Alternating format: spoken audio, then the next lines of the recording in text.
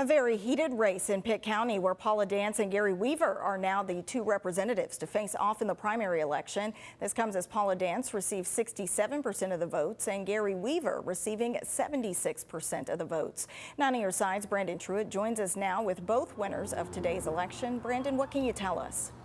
Well, Shayla, after Sheriff Neil Elks announced that he would not seek re-election for the first time in decades, it really did open the door for several other people to step into this race. Now, this has been a contested race here in Pitt County, 17,000 votes in the sheriff's race alone. And that gets us to our nominees, like you said, Paula Dance winning the Democratic nomination and Gary Weaver winning the Republican ticket. And we'll start with Paula Dance. Now, she's been with the department, the Pitt County Sheriff's Department, for years now. And if she would win, she would be the first woman and the first African-American sheriff for Pitt County. And we spoke with her a little bit earlier, and here's a bit of that interview. And you have several years of experience in this department. I'm interested to know how you think that will translate if you're elected to the sheriff's office. Well, you know, from the beginning of my campaign, I've pounded and pounded and pounded into the minds of people to remind them of what I've done. And apparently the citizens of Pitt County agree.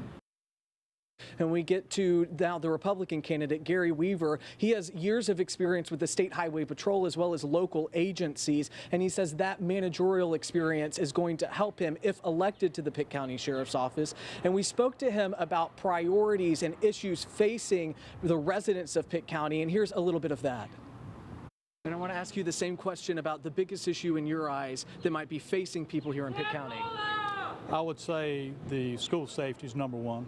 Opioid be number two, and heroin. That also leads into more breaking and entering. If you get drug use, it's up, and gangs. Gangs are another thing. There's a lot of things that we need to work on, and I look forward to carrying those forward.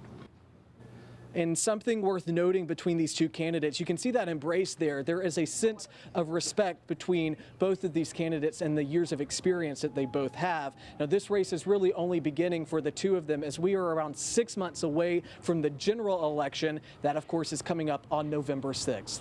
For now, live in Greenville, Brandon Truitt, 9 on your side. Brandon, thank you.